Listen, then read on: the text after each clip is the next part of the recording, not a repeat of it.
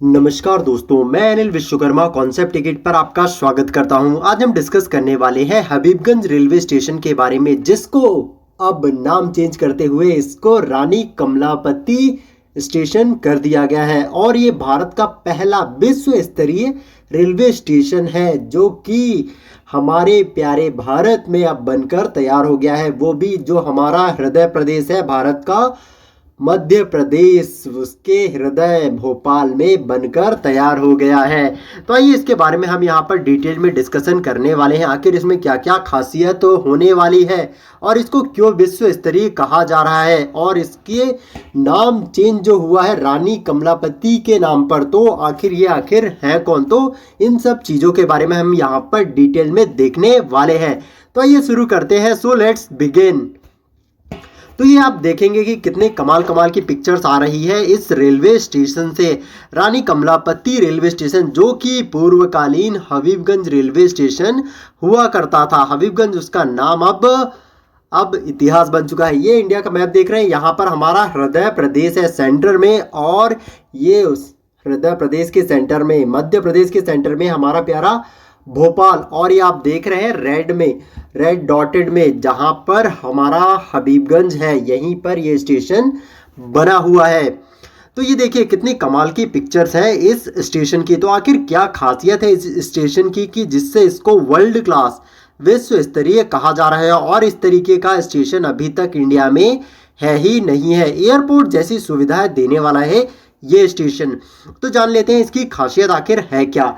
तो इसकी खासियत है, इसमें ग्रीन बिल्डिंग है, मतलब नेचुरल सनलाइट का ज़्यादा उपयोग करने वाला है ये स्टेशन। और इसमें वेंटिलेशन की सुविधाएं भी हैं, और इसमें मटेरियल रिसाइकलिंग की व्यवस्थाएं होंगी, सोलर बिजली का उत्पादन की भी व्यवस्था होगी, और एयर कॉन्कोर्स की भी सुविधा होगी, सबवे की भी व्यवस्था यहाँ पर होने वाली है। तो इन सभी सुविधाओं के कारण ही इसको विश्व स्तरीय, वर्ल्ड क्लास कहा जा रहा है।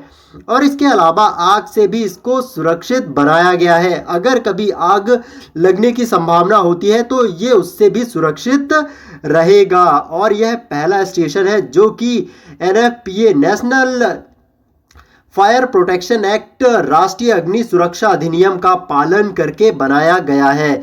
और इसका जो मॉनिटरिंग है, इसको निगरानी जो है वो स्काडा के जरिए सभी सिस्टम की निगरानी भी रखी जाई है, जिसने आग या फिर अग्नि लगने की कोई भी संभावना ही ना रह जाए। और ये जो स्टेशन है, यहाँ पर पार्किंग की भी बहुत ही बेहतरीन सुविधाएं हैं, और यहाँ पर आपको इलेक्ट्रिक व्हीकल के लिए चार्जिंग पॉइंट की भी सुविधा बहुत ही बढ़िया तरीके से मिलने वाली है, जो कि कमाल ही हो गया है। और यहाँ पर वेट लिफ्ट फुटपाथ भी होने वाला है। स्टेशन की जो कुल बिजली की जो ज़रूरतें हैं, उसको यहाँ पर 950 किलोवाट की ज़रूरत यहाँ पर टोटल इस स्टेशन को बिजली की रहने वाली है, 950 किलोवाट, जिसमें से ये 660 किलोवाट तक की बिजली यहाँ पर ये खुद ही बनाने वाला है। तो आप समझ ही रहे हैं क्यों इसको इतना खास बताया जा रहा है और इंडिया का सबसे बेस्ट और वर्ल्ड क्लास स्टेशन कहा जा रहा है। तो आपको पिक्चर में देखकर भी समझ आ गया होगा। तो ये जो हमारा अभी कमलापति स्टेशन है, जिसको हबीबगंज कहा जा रहा था, ये हमारा वेस्टर्न सेंट्रल रेलवेज का एक पार्ट है ये रेलवे स्टेशन। और ये जो स्टेशन है, इसका जो निर्माण था, बना हुआ कब था, 1979 में ये बना था, और अपनी सेवाएं रेलवेज के लिए दे रहा है जब से अब तक। और ये न्यू भोपाल में स्थित है, और ये भारत का पहला ISO certified private railway station है। और अब इसका नाम चेंज करके रानी कमलापति रख दिया गया है। और ये भारत का पहला मतलब स्टेशन है जिसको पीपीपी मतलब पब्लिक प्राइवेट पार्टनरशिप के आधार पर रीडेवलप्ड किया गया है, पुनर्विकास इसका किया गया है। और ये पहला प्राइवेट स्टेशन भी है, रेलवे स्टेशन भी है हमारे प्यारे भारत का। तो आखिर रानी कमलापति है कौन, जिनके नाम पर इस स्टेशन का नाम रख दिया गया है। तो ये जो रानी कमलापति है, ये 1800 ईस्वी शताब्दी की एक गोंड रानी थी। कौन सी रानी? गोंड रानी थी। और ये जो रानी थी, ये गिन्नौरगढ़ के जो राजा निजाम थे, शाह, उनके साथ इन्होंने विवाह किया था। उनकी ये पत्नी थी, लेकिन जो वहां के राजा थे, निजाम थे, शाह, उनका निधन बहुत ही जल्दी हो गया था। तो रानी कमलापति ने वहां की राजगद्दी संभाली थी और ये गोंड राजवंश की अंतिम रानी भी थी। और रानी के बारे में यह भी कहा जाता है कि ये बहुत ही ज्यादा खूबसूरत रानी थी। मतलब जैसे अप्सराएं हुआ करती थी, तो आप समझ ही सकते हैं कितनी खूबसूरत होंगी। और कहा जाता है कि मोहम्मद जो एक खान था, मतलब जो इनकी जो टेरिटरी थी, इनका जो इलाका था गिन्नौरगढ़ का, इसके अंतर्गत हमारा भोपाल भी आता था, ठीक है। और ये जो भोपाल था पहले एक छोटा सा गांव हुआ करता था, लेकिन एक बहुत बड़ा शहर अब बन चुका है, मध्य प्रदेश की राजधानी बन चुका है। लेकिन 1800 शताब्दी के आसपास ऐसा कुछ नहीं था। तो ये जो भोपाल था, तो यहाँ पर ही मोहम्मद खान नाम का एक आदमी रहा करता था, जो कि रानी कमलापति की खूबसूरती से प्रभावित होकर उनके सामने विवाह का उसने प्रस्ताव भी रख दिया था। लेकिन रानी कमलापति ने इनकार कर दिया। और लेकिन इससे मोहम्मद खान बहुत ही बुरी तरीके से पगला गया और वो किसी भी तरीके से रानी कमलापति को पाना चाहता था। इसी बीच मोहम्मद खान और रानी कमलापति के जो बेटे थे नवल शाह, उनके बीच में भयंकर युद्ध हो गया और युद्ध में 16 वर्षीय नवल शाह का भी निधन हो गया। और इस युद्ध के दौरान घाटी में इतना खून बहा कि वह पूरी तरीके से लाल हो गई और आज उसी जगह को लाल घाटी के नाम से भी जाना जाता है। आप भोपाल आकर देख सकते हैं उसको, वहां की मिट्टी आज भी लाल है। और इसके बाद भोपाल पर मोहम्मद खान का एकाधिकार हो गया। वहीं दूसरी तरफ मोहम्मद खान से बचने के लिए रानी कमलापति ने अपने महल के छोटे तालाब में जल समाधि ले ली, जल में डूबकर अपनी जान दे दी।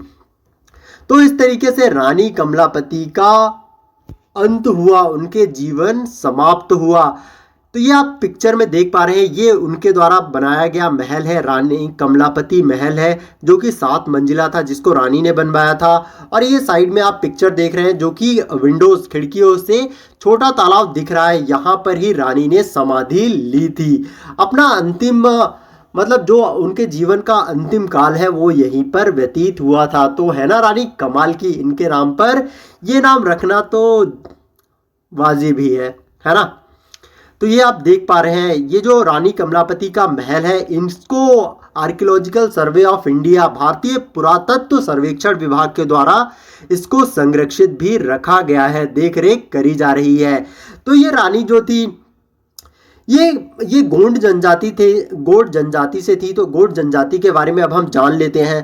तो ये जो हमारी गोंड जनजाति है, या फिर हम इसको कोयतुर, एक द्रविड़ जातीय भाषाई समूह है, ठीक है। और ये भारत में सबसे बड़े समूहों में से एक है। जो भी हमारे इंडिया में जनजाति पाई जाती है, उनमें से सबसे ज्यादा आबादी अगर किसी जनजाति की है तो वो फिर गोंड जनजाति की है। और ये जो जनजाति है हमारे मध्य प्रदेश, महाराष्ट्र, छत्तीसगढ़, उत्तर प्रदेश, तेलंगाना, आंध्र प्रदेश, बिहार और उड़ीसा के राज्यों में मिल जाती है। मतलब ना सिर्फ मध्य प्रदेश में है, लेकिन इन सारे राज्यों में भी ये फैले हुए हैं। और इनको भारत में, जो भारत का जो संविधान है, उसमें इनको ST मतलब शेड्यूल्ड ट्राइब के रूप में सूचीबद्ध किया गया है।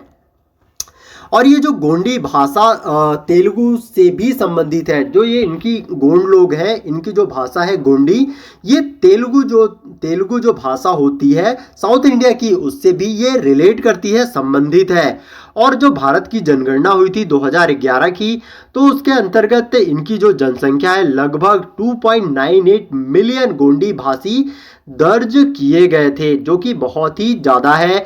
और अब मतलब 2021 में जनगणना होनी थी, लेकिन कोविड के कारण नहीं हो पाई। इन फ्यूचर होगी तो यहाँ पर इनकी आबादी में और भी ज़्यादा वृद्धि होने के आसार है, संकेत है।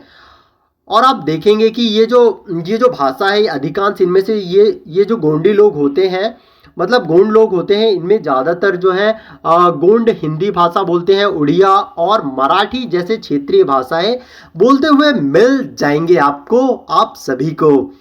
तो ये आप कुछ पिक्चर्स देखेंगे, ये कि जय सेवा लिखा हुआ है, ये इनका धर्म है। ये मतलब जैसे हम नमस्ते या फिर जय श्री राम जैसे शब्द का यूज़ करते हैं, अब मतलब किसी से सम्मानपूर्वक बात करने के लिए या फिर उसको शिष्टाचार देने के लिए, तो उसमें यहाँ पर सेवा शब्द का यूज़ किया जाता है, जय सेवा। ठीक है, ये इनका मतलब एक तरीके का धर्म ही मान लेंगे हम, जय सेवा करके ये इनका एक रिलीजन ही है। ठीक है, और ये कुछ पिक्चर्स है जो कि गोंड समुदाय से ही रिलेटेड है, जो कि मैंने यहाँ पर लगा दिया है, आपको जरूर से पसंद आएंगी। अब हम जानेंगे जनजातीय गौरव दिवस, जो कि हमारे प्राइम मिनिस्टर मोदी भोपाल आ रहे हैं, वो ही तो हमारे हबीबगंज स्टेशन का उद्घाटन करेंगे और जनजातीय गौरव दिवस का संबोधन भी तो वो करने वाले हैं। और ये भारत सरकार के जो केंद्रीय मंत्रिमंडल है, उसने 10 नवंबर 2021 को हुई एक बैठक में कहा कि जो आदिवासी स्वतंत्रता सेनानी थे, हमारे प्यारे भारत में रहे हैं, और उनके योगदान जो भी हमारे आज़ादी मतलब हमारी स्वतंत्रता के लिए जो भी उन्होंने योगदान दिया है, उसको याद करने के लिए, उनको सम्मान देने के लिए, श्रद्धांजलि देने के लिए 15 नवंबर को जनजातीय गौरव दिवस मनाया जाएगा। और इसका संबोधन प्राइम मिनिस्टर मोदी करेंगे भोपाल में। ठीक है, क्योंकि वो भोपाल विजिट में आ रहे हैं 15 नवंबर को, और इसके अंतर्गत वो रानी कमलापति स्टेशन का भी शुभारंभ करेंगे। और डिजिटली वो बिरसा मुंडा के ऊपर एक झारखंड में म्यूजियम भी बनने वाला है, और उसका भी वहाँ पर वो इनॉग्रेशन करने वाले हैं। तो मतलब जो 15 नवंबर है, इसी दिन क्यों चुना गया? क्योंकि जनजातीय गौरव दिवस मनाने के लिए, क्योंकि इस दिन हमारे महान स्वतंत्रता सेनानी बिरसा मुंडा का उस दिन जन्मदिन होता है, इसके लिए ही ये दिन यहाँ पर चुना गया है। तो बिरसा मुंडा आखिर थे कौन? बिरसा मुंडा को तो हर कोई जानता है। इनका जन्म हुआ था 15 नवंबर 1875 में, और इनका हम कह सकते हैं इनका निधन कब हुआ था? 9 जून 1900 को हुआ था। और यह एक भारतीय आदिवासी स्वतंत्रता सेनानी थे और धार्मिक नेता थे, लोकनायक भी थे, मुंडा जनजाति के थे। और उन्होंने ब्रिटिश जो साम्राज्य था उसमें 19वीं शताब्दी के अंत में जो बंगाल प्रेसिडेंसी, जिसको अब झारखंड के रूप में जाना जाता है, उसमें आदिवासी का जो धार्मिक 1 शताब्दी तक लगभग इन्होंने आंदोलन में भाग लिया था, मतलब 10 साल से भी ज़्यादा, और जिससे वह भारतीय स्वतंत्रता आंदोलन के इतिहास में एक महत्वपूर्ण व्यक्ति भी बन गए थे। और उनके अंतर्गत बहुत सारे विद्रोह भी किए गए थे अंग्रेजों के खिलाफ, जिसमें खूंटी, तामार और सरवाड़ा और बंदगांव के मुल्टा बेल्ट में केंद्रित थे। ये सारे मतलब बहुत ही ज़्यादा जाने माने विद्रोह रहे बिरसा मुंडा के नेतृत्व में। और बिरसा मुंडा इतने ज़्यादा प्रख्यात थे, स्वतंत्रता सेनानी थे, फ्रीडम फाइटर थे, कि उनका जो चित्र है, उनकी जो फोटोग्राफ्स है, वो भारतीय जो हमारा संसद है, संसद के संग्रहालय में लटका हुआ आपको मिल जाएगा। तो इससे ही आप समझ सकते हैं इनकी ख्याति कितनी ज़्यादा थी। और वह एकमात्र आदिवासी नेता है जिन्हें इतना ज़्यादा सम्मान दिया गया है, क्योंकि वो इस सम्मान के हकदार भी हैं। उन्होंने भारत के लिए आखिर इतना कुछ किया है, तो ये सम्मान देना तो बनता ही। यही पिक्चर आपको भारतीय संसद में देखने को मिल जाएगी। ठीक है, तो यही पिक्चर आपको मिल जाएगी। तो ये था आज का लेक्चर।